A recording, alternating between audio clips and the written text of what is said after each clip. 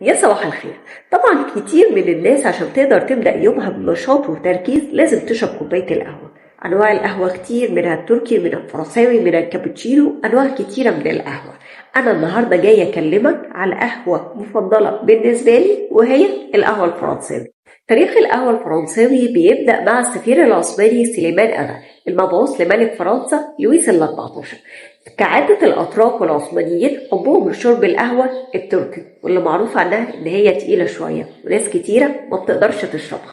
فراح سليمان أغا علشان يخفف من حدة وتقل القهوة إن هو يبتدي يضيف لها السكر والحليب عشان تكون مستصاغة بالنسبة له ويقدر يشربها ويقدر تساعده على التركيز.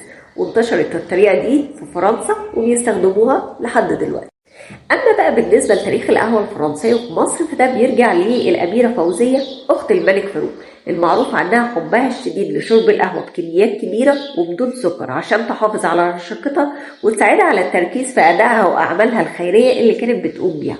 ومفيش هدية للملكة فوزية كانت بتاكله من القهوة.